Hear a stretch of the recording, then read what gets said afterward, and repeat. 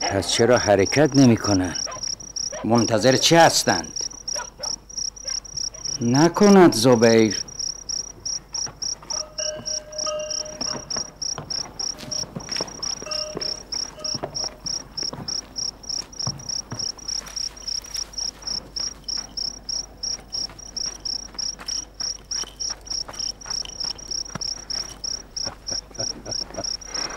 خب بگو ببینم چه خبر؟ قرار من بر این بود که وقتی برگشتم سکم را بگیرم.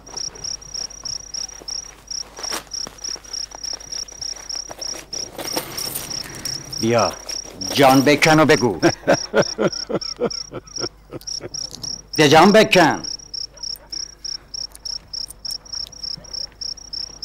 هیچ کس نبود، فقط پیرمردی را آنجا گذاشته بودند که مواظب اسبابشان باشد. مطمئنی هیچ کس نبود؟ شک داری خودت میتوانی بروی ببینی. نفهمیدی کجا رفتند؟ پیرمرد میگفت رفتند شهر عیادت یکی از دوستان بیمارشان. گریخته‌اند. لعنت بر تو زبیر. کاری کردی که آنها پنهانی فرار کنند. میدانم با تو چه معامله‌ای بکنم.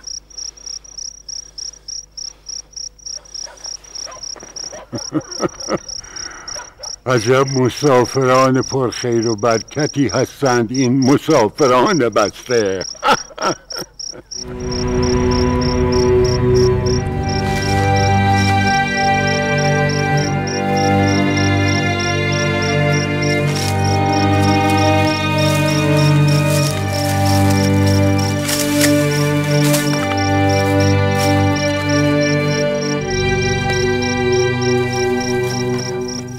خبری نشد؟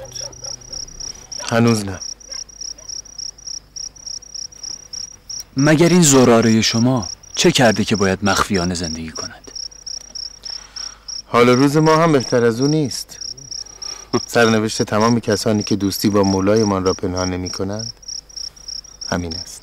خانواده زراره همیشه خار چشم دشمنان بوده و عزیز اهل بیت، آنقدر که روزی مولایم در تحسین ابوزریس برادر زراره فرمود هنوز مانند ابوزریس زاده نشده. سپس برایش دعا کرد و گفت خداوندا در نظر ابوزریس ما اهل بیت بهترین خلق تو بودیم، پس در قیامت او را در زمره آل محمد قرار ده. مگر او چه کرده بود که این چنین اعتماد جعفر ابن محمد را به خود جلب کرده بود و محبت او را از آن خویش ساخته بود؟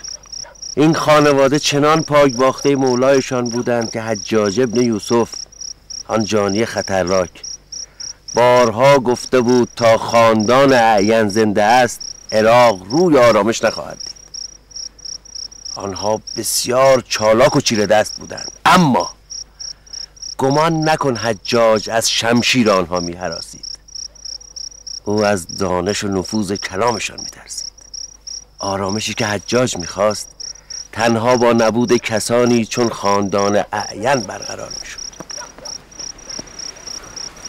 ببخشید برادران، ببخشید. دیر کردیم مومن. باید از هر جهت مطمئن می شدم که کسی ما را تعقیب نمی کنه. حالا می توانیم برویم. بفرمایید. راه زیادی نمانده. بفرمایید. زبیر آتش رو خاموش کن.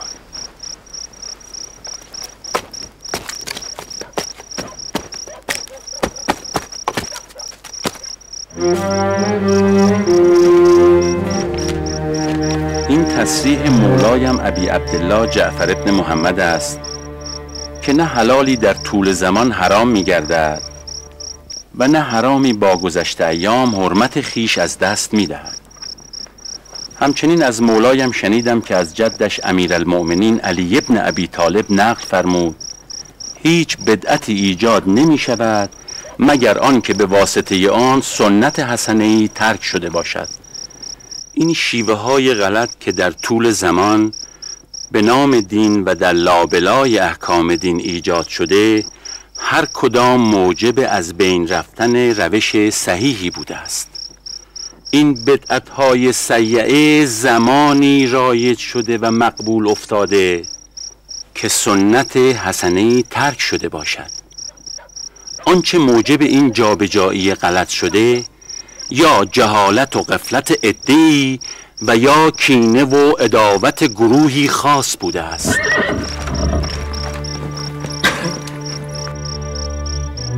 بسیار خوب، برای امشب کافی است.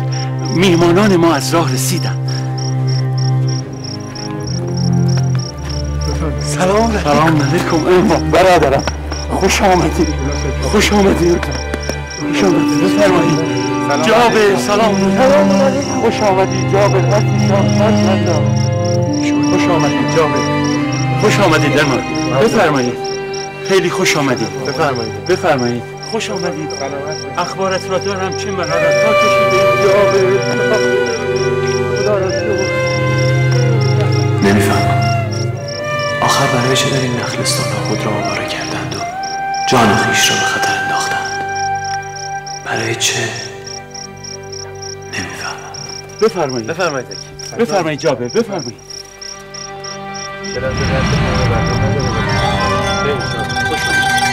انوان برادرم خوش آمدید. اصلا بگم به شما برای خود همسرتون برادرم خداوند شما سلامتی نکنه. جابر خدا شما را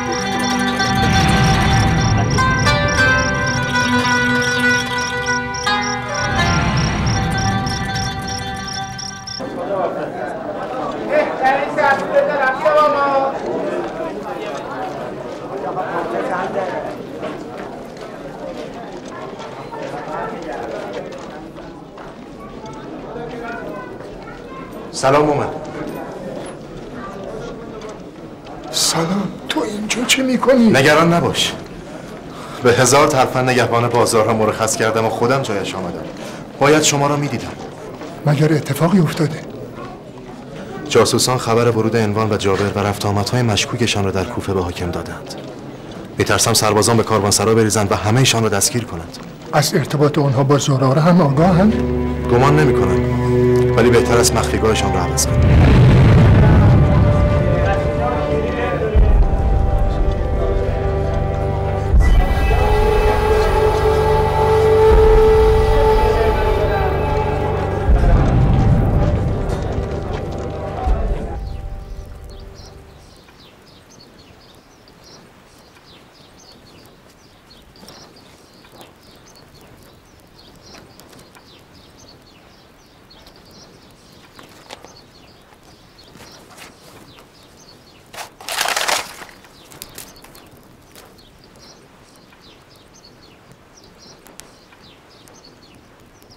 عجیب است. نمیسوزد. دانش جابر زبان زد خاص عام است. همواره انتظار می رود تا چیز تازه‌ای از اسرار طبیعت را کشف کند. احسن جابر. درود خدا بر تو.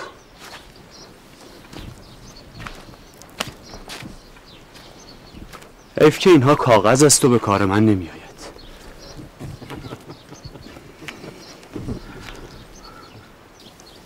بفرمایید.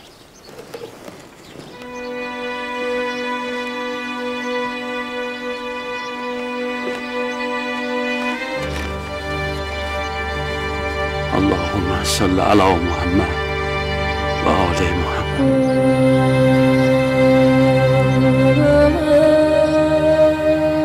رساندن احادیث به تو وظیفه دینی بود که الحمدلله انجام شد. اما از تو چه پنهان؟ اکنون سخت نیازمند مشورت با تو و گرفتن راهنمایی هستم. مانند تشنه‌ای که راه درازی برای سیراب شدن و یافتن آب پیموده است. خداوند جزای خیر به شما بدهد برادر.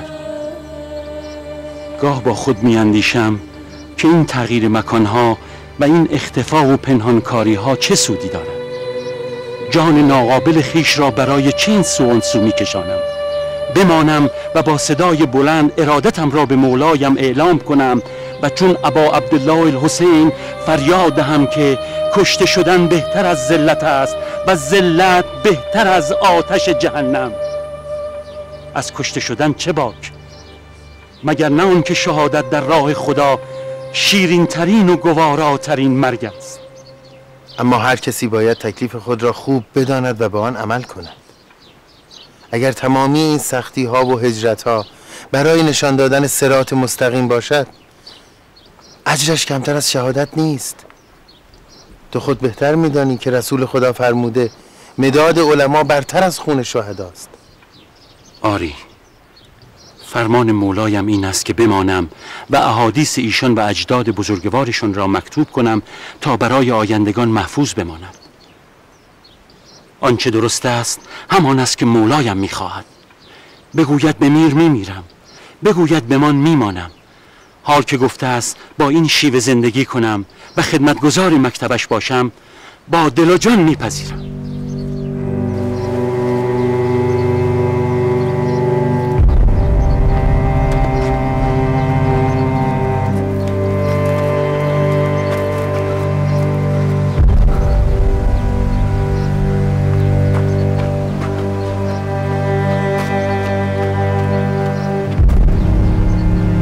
بسم الله الرحمن الرحیم. قل هو الله احد الله الصمد لم یلد ولم یولد ولم یکن له کفوا احد. الله اکبر. بسم الله الرحمن الرحیم.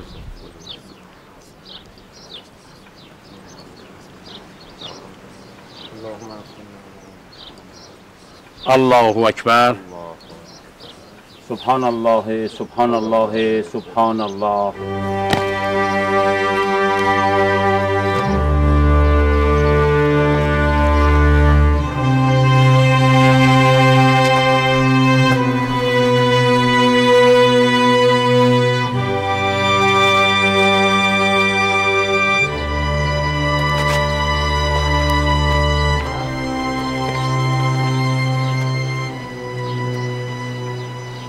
الله اکبر. بسم الله و بالله الحمد لله الحمد لله اشهد ان لا اله الا الله. اللهم صل على محمد. السلام علیک ایها النبی و رحمت الله و برکاته. السلام علینا و علی عباد الله الصالحین. السلام علیکم و رحمت الله و برکاته. الله اکبر. الله اکبر. الله اکبر.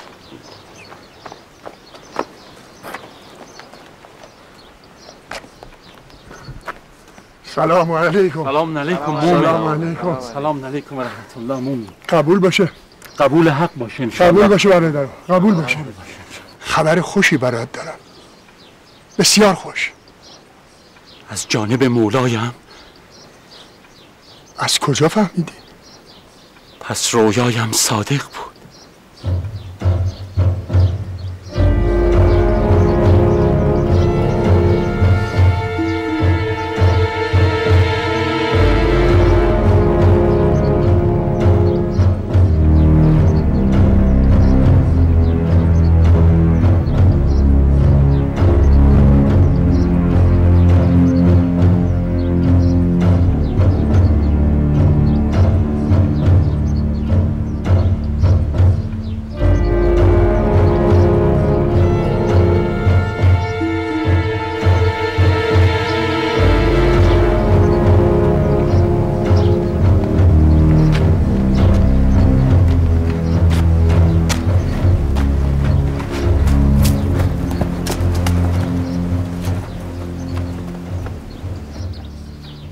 از جانب مولایم.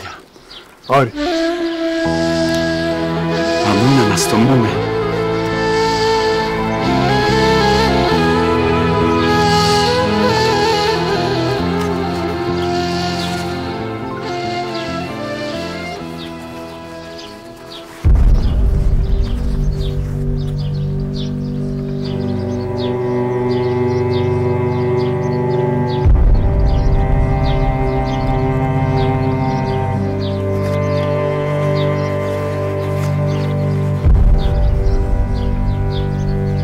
چه شده زراره؟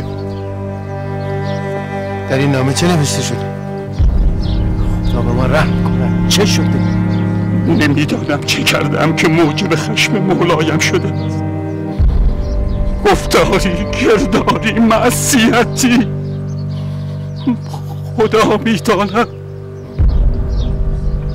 الهی راضیم به رضای تو. سخن بگو، چه شده برادر؟ در این نامه چه نوشته شده؟ من چه کردم جابر؟ زراره، مهر راز از لب بردار، بگو تا درونت آسوده شود. جابر،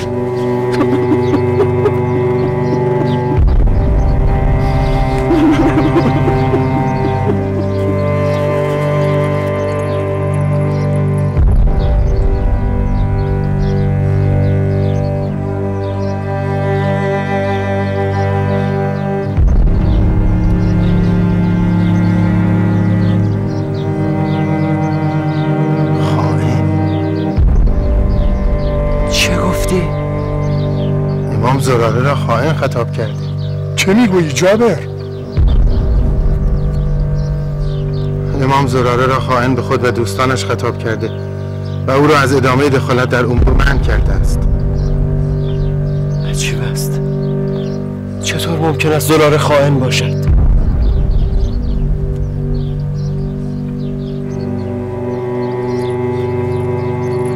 چه اتفاقی افتاده؟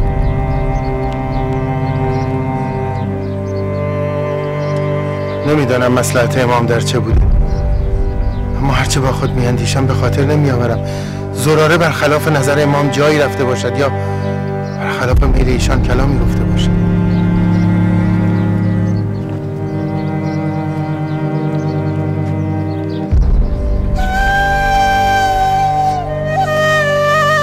به یقین مولایم مصلحتی دانسته که ما از آن بیخبریم. باورم نمیشه.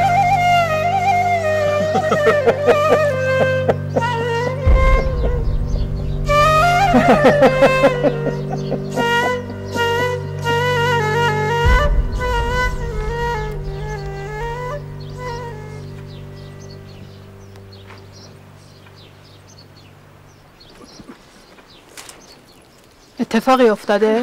نه. چه اتفاقی؟ برای چه اینجا ایستاده ای؟ خب کجا بیستم؟ من نمیدونم چرا هر کاری میکنم شما به من شک دارید.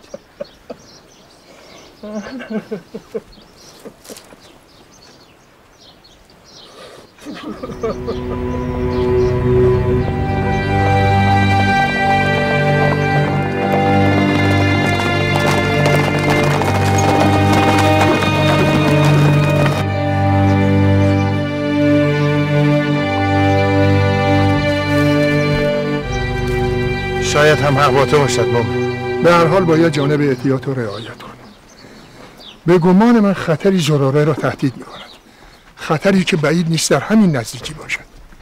اگر خطر به این نزدیکی باشد که تو میگویی پس باید فکر کرد. آره، این محل را باید بدون فوت و فخر ترک کنیم. شما هم بهتر است به مدینه بروید. اینجا دیگر امن نیست. هر چه زودتر کوفه را ترک کنید بهتر است. باشد مومن، به مدینه میرویم. ولی اول باید سر به کاروانسرا بزنیم و وسایلمان را جمع کنیم. میترسم اونجا هم تحت نظر باشد. رفتن با اونجا باعث دستگیری تو میشود. اما شوقی آنجاست، باید کمکش کنیم. این را به من بسپارید. شما از راه امن از شهر خارج شوید و منتظر من بمانید. من به همراه شوقی اسب‌ها را میآورم. اگر با سربازان روبرو شدی چه؟ اگر از دانش و ایمان بهره‌ای نبرده باشم مطمئن باشید تجربه این کار را دارم. خدا حفظت کند. پس درنگ نکن. اگر در خطر افتادی اسب‌ها را رها کن و با شوقی بگریز. به روی چشم.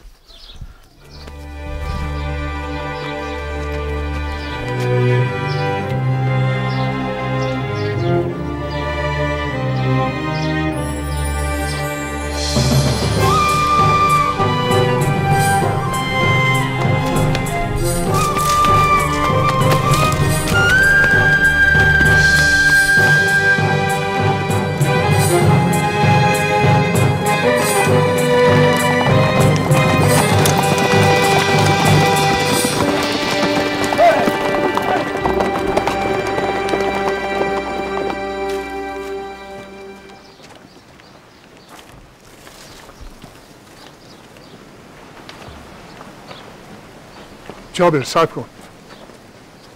عنوان، تا چه حد به این زبیر اعتماد دارید؟ مگر کار خطایی انجام داده؟ تنها خطری که در نزدیکیمان حس میکنم اوست. چقدر او را میشناسید؟ تا به حال چند بار او را آزموده ایم. گمان نمی‌کنم قصد خیانت به ما را داشته باشد. راست میگوید. اگر میخواست میتوانست پیش از این سبب گرفتاری ما شود. انشالله که همینطور است. آماده شدی زراره؟ شرمنده ام مومن، شما را خیلی به زحمت انداختم. انشالله که خیر است.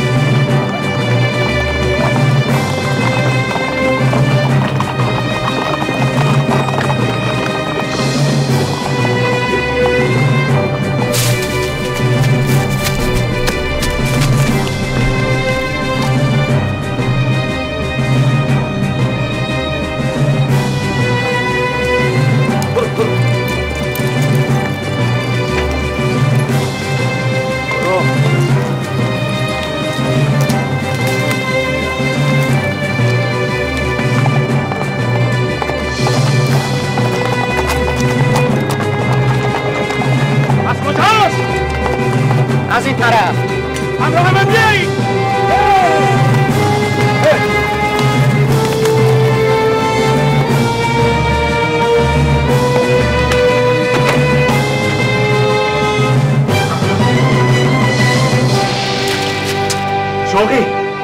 شوقی چه خبر شده؟ سریع آماده شو باید حرکت کنیم. حرکت کنیم؟ به کجا؟ به سمت مدینه. پس بقیه کجا هستن؟ قرار است در مسیر به آنها ملحق شویم. معطل نکن، بجنب.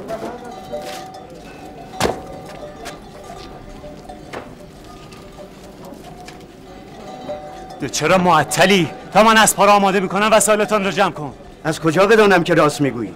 شاید سرشان را زیر آب کرده باشی، حالا هم بخوای اموالشان را غارت کنی. برای چه باید چنین کاری کرده باشم؟ یعنی نمیدانی؟ نه که نمیدانم. برای اینکه کارت همین است، راه زنی. گوش کن صبیر، سرورم اسبا و وسایلش را به من سپرده و تا خودش نباشد از اینجا تکان نمیخورم. به جهنم که تکان نمیخوری. اصلا خودم اسب‌ها رو میبرم. تو هم اینجا بمان تا سربازان برسن. من تا زنده هستم به تو چنین اجازه‌ای نخواهم داد. حماقت نکن شوقی. سربازان دارن میرسند. راست میگویی؟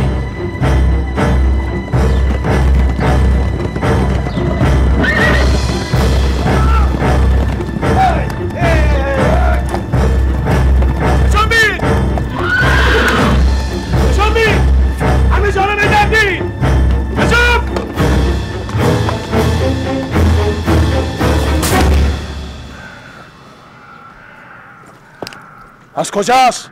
اینجا که کسی نیست. خودم آنها را دیدم. همینجا ایستاده بود و با یارانش نماز میخواند. اینجا که غیر از نقد چیزی نیست. مطمئنی که پاداش به دام انداختن زراره دیوانت نکرده؟ چه میگویی؟ همین امروز آنها را به دام خواهم انداخت. چگونه؟ وسایل یارانش در کاروان سراست. حتما سری به آنجا خواهند زد. بهتر از هر چه زودتر به آنجا برویم. دنبال من بیایید. سردار، شما به دارالحکومه برو، من با سربازانت به کاروان سرا خواهم رفت.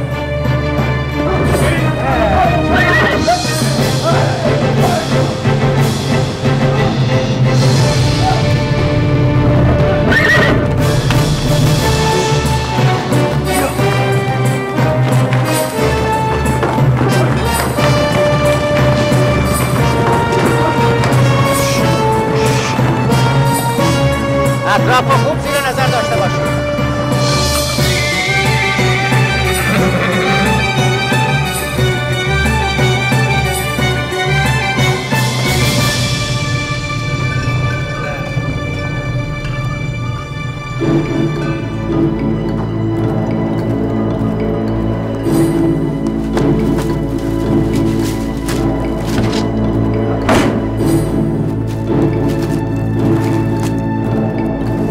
کجایند؟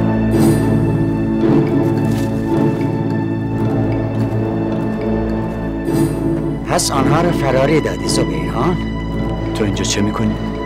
مگر قرارمان نبود پای ماموران حکومت به میان نیاید؟ تو قرارمان را برهم زدی و با آنها هم کاسه شدی. تقصیر من است. با 1000 دوز و کلش سردار کوفه رو فریب دادم که به اینجا نیاید. اگر او خودش به اینجا می آمد و میدید آنها رو فراری دادی و ما را به بازیچه گرفتی چه می کرد؟ هنوزم دیر نشده است. می توانم تو را با یک اشاره تحویل سربازان بدهم.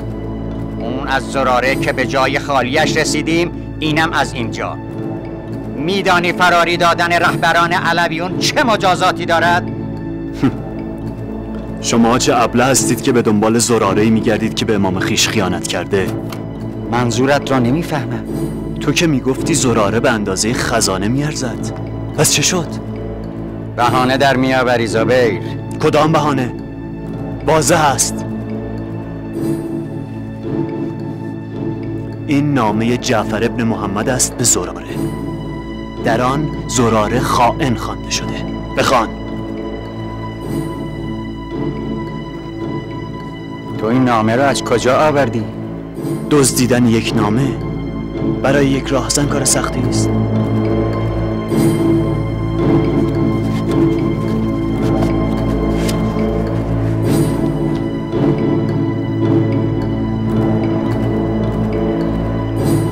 زراره خائن به اهل بیت پیامبر؟ او خودش یک علوی سرشناس است. چگونه میتواند خائن باشد؟ مهر و نشان جعفر ابن محمد پای آن خورده. باور کردنی نیست. من هم باورم نمیشد. بهتر است این نامه را به حاکم نشان دهی تا بیهوده به دنبال زراره نگردد.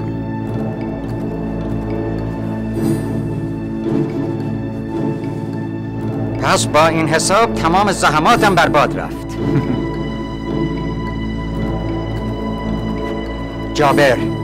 جابر چه شد؟ او هم فرار کرد؟ دیگر با جابر کاری نداشته باش. انگار فراموش کردی که حاکم بصره منتظره. قرارمان این بود که زراره را بیابم. حالا هم که دیگر پیدا کردنش کاری ندارد. ارزشی هم ندارد. ما را دیگر با هم کاری نیست. انگار دیوانه شدی زبیر. پس دامادی عنوان بصری چه می شود؟ در این مدت که با این جماعت همراه بودم فهمیدم دامادی عنوان لیاقتی میخواهد که زبیر راهزن ندارد. میخواهم به بصره بروم. تو هم هر غلطی میخواهی بکن. زبیر عجله نکن. من فکر بهتری دارم.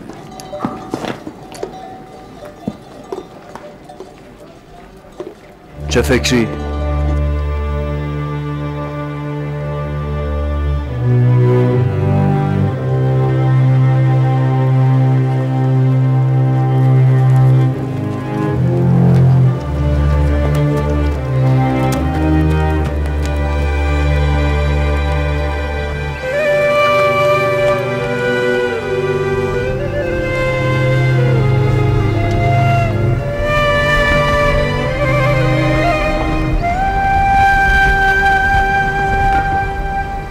خسته نباشید برادر. ممنون. سلامت باشید. اینجا فعلا امن‌ترین جای ممکن است.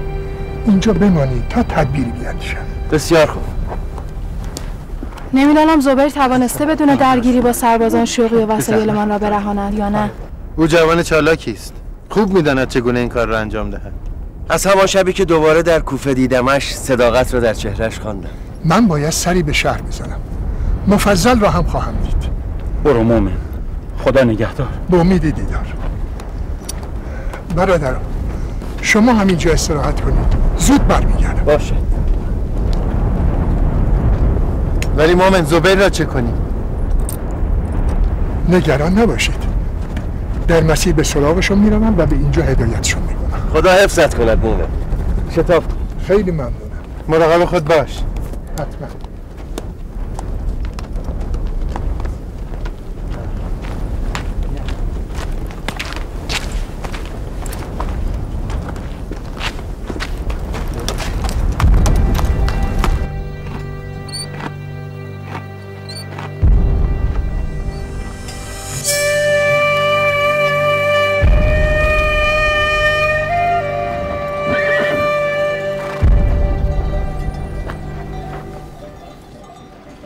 ببین زبیر، این بهترین راه است. اگر آنچه تو گفتی درست باشد، قرار است این جماعت در مدینه جمع شود. اگر ما آنها را یک جا تحویل خلیفه بدهیم پاداش خوبی نصیب ما می شود. اصلا گور پدر حاکم بصره. بگذارم مردک همینجور در انتظار بماند تا بمیرد. با این کارت دست او را از این سفره پر نعمت کوتاه خواهی کرد و انتقام خوبی هم خواهی گرفت. پدر و برادرانم چه؟ من به تو قول می دهم کمترین پاداش خلیفه در ازای کاری که تو می کنی آزادی پدر و برادرانت از چنگ حاکم بصره باشد. تحلل نکن زبیر. اگر تو با من همراه شوی دیگر نیاز نیست خودت جابر را اسیر کنی. من به تو قول میدم که عنوانم به تو شک نخواهد کرد که به آنها خیانت کرده ای. با این کارت ضربه محکمی در فرق حاکم شکم گنده بصره خواهی زد. تو فقط تا مدینه همراهشان برو. در یک فرصت مناسب محل اختفایشان را به من بگو. دیگر نیاز نیست خودت هیچ کاری را انجام دهی. بقیه کار را من میدانم چگونه انجام دهم که کسی ذره‌ای به تو شک نکند. زود باش تصمیمت را بگیر. چه میگویی؟ باشد، قبول. فقط تو هم باید قول بدهی کاری نکنی که اعتمادشان از من سلب شود. قول میدم. پس در کاروانسرای مدینه تو را خواهم دید. سربازا همراه من بیایید. زود باشید.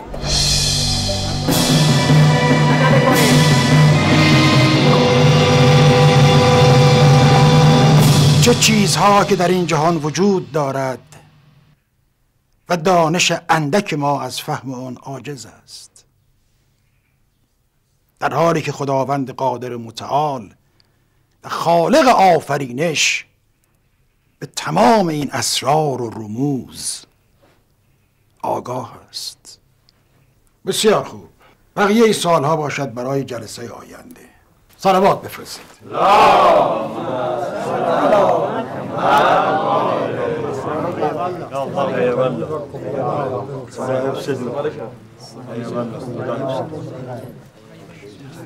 خداوند به شما توفیق بده. معید باشید. سلام علیکم. سلام علیکم و رحمت الله. خسته نباشید. سلامت باشید. چه خبر؟